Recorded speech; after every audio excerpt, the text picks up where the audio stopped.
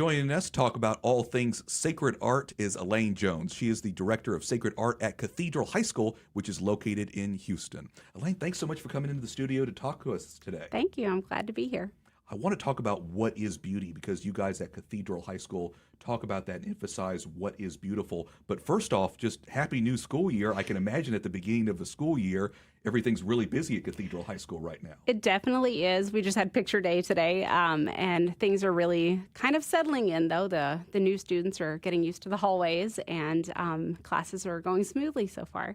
Very good. So you're the Director of Sacred Art. Not necessarily every high school can boast that they have a Director of Sacred Art. What does that entail? That just seems to me like that would be a big responsibility.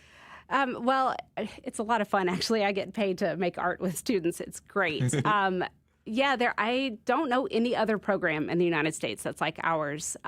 We have as much art as they have math and science and music as well. So we put an emphasis on the arts to try to guide the students and teach them what beauty is and to help them discover the truth through working with their hands, help them to synthesize what they're learning in the other classes through making art. So it's wonderful that I get to do this. I remember when I had the chance to visit Cathedral High School, I saw some of the work that was going on. For example, the students create stained glass windows. You brought some examples here in the studio to tell us a little bit about the work that you do in terms of kind of teaching them how to create some of this stuff. So people on the video version can see us sitting here in the studio with those works of art. But for people on the radio, I'm hoping you can describe it a little bit to them, what you brought in. Let's start with that. It looks like we have an image of St. George. Tell me a little bit about that one. So this is a sample of religious iconography. This is St. George. It was done a few years ago. We do the traditional way. The students will make their own boards. They use linen cloth with rabbit skin glue and create a board with gesso, and then they make their own paints out of egg tempera. This is a really old, thousands of years old tradition. And then I teach them the symbolism of each thing that they do when they work through the icons. And at the same time, in their history class and their Catholic culture class, they're learning what this symbolism is, and they're learning about this in theology. So it's kind of the visual representation of what they're learning in other classes. And it's a very hard medium to work with, and the students, at first it's difficult for them, but then they get used to it. And then they really love contemplating. And I mean, they're staring at a saint for a whole school day. It's wonderful. So it's a great process for them to go through. So they do that their sophomore year in school, along with illuminated manuscripting and learning how to draw sophomore year. That's amazing. It's really wonderful to see the students create icons of their favorite saints. And I imagine even though it's challenging to create something like the piece of St. George, I imagine though it's still worthwhile.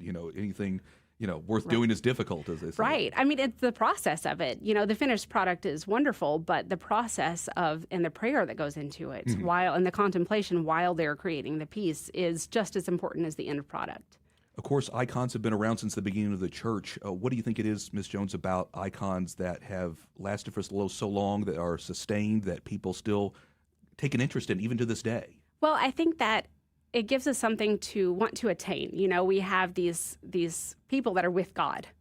And so we can use these in our prayer lives and look at these pictures while we're praying and think, I want to be like St. George, or I want to be like St. Therese, and as we look at these icons, and they can help us in our prayer life and help us to understand what we ultimately want to attain, which is, eternity with God. Very good. So we got the image of St. George. Next to that, we've got a piece of a stained glass window. Yes, that's just a piece of stained glass as an example of what they work with. That is junior year and senior year. So we start out with smaller just window hangings because stained glass it takes a lot of practice.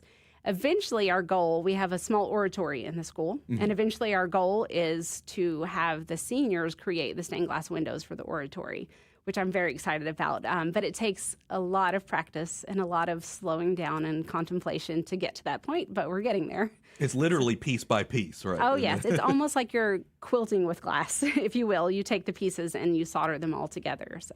Very good. Yes. Where do you guys get the materials for that, and where is the guide to know how to be able to do that? So there are a lot of stained glass places. There's one place in Houston called Harmony Glass where I get some materials from.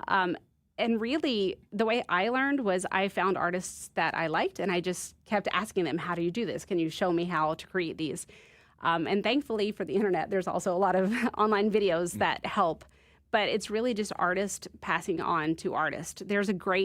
We're lucky to have in Texas a stained glass art studio in Bryan, Texas that just did St. Mary's in College Station.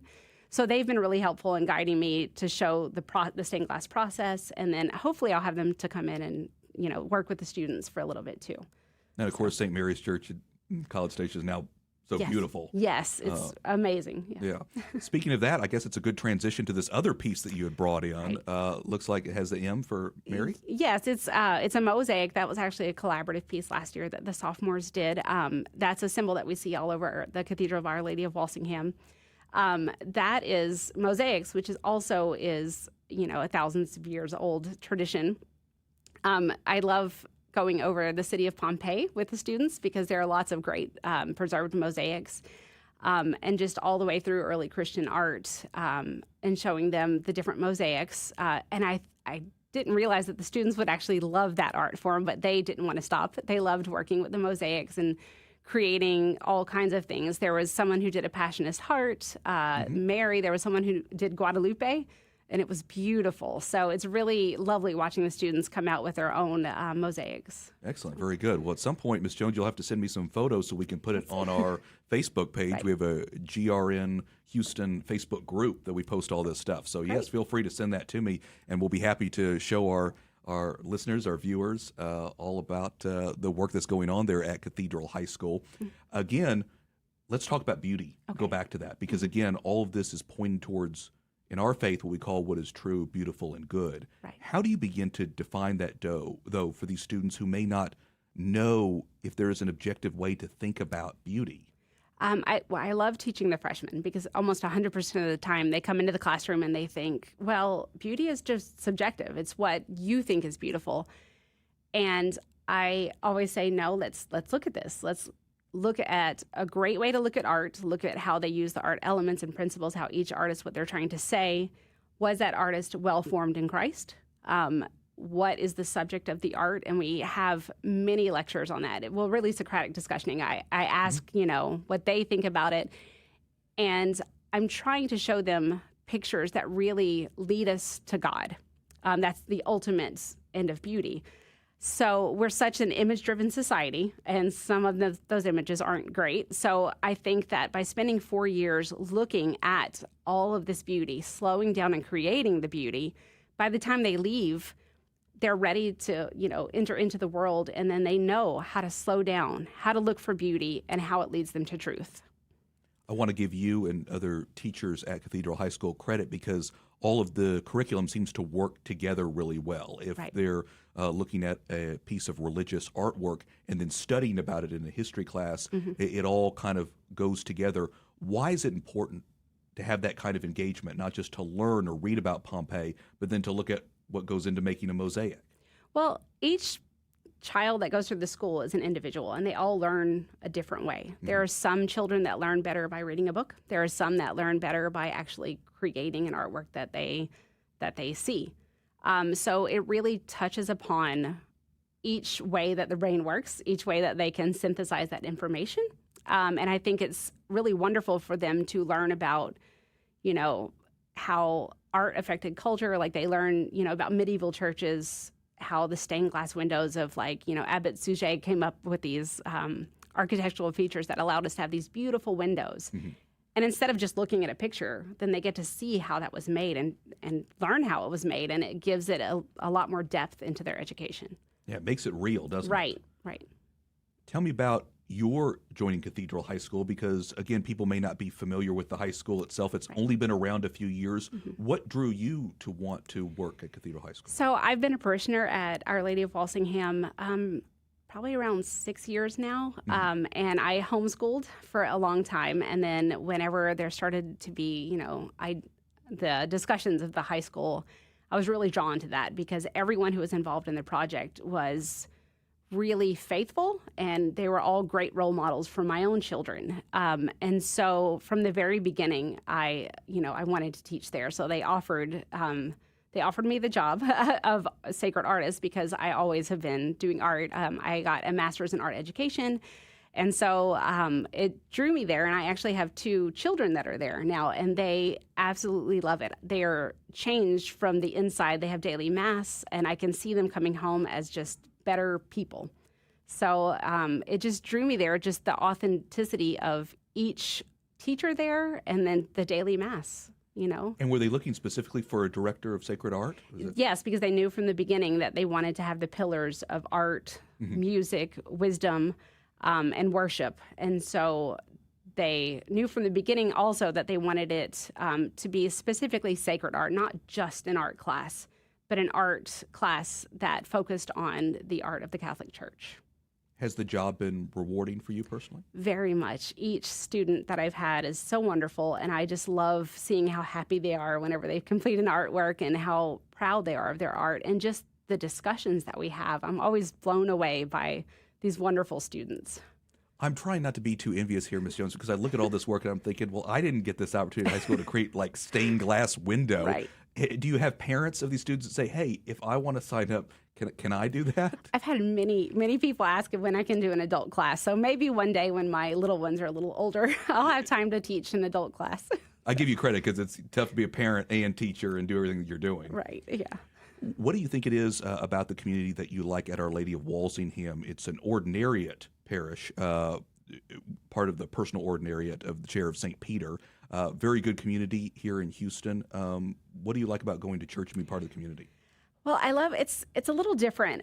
It kind of fills this sort of gap for people maybe who aren't, who didn't find their place in the traditional Latin Mass, or it's just unique with its British patrimony. The music is beautiful. The elevated language, the art in the church is amazing. It's, the stained glass windows, the icons of the Stations of the Cross around the church, and really the community there. I felt so welcomed. All of my children have felt welcome there, and it's just a beautiful place.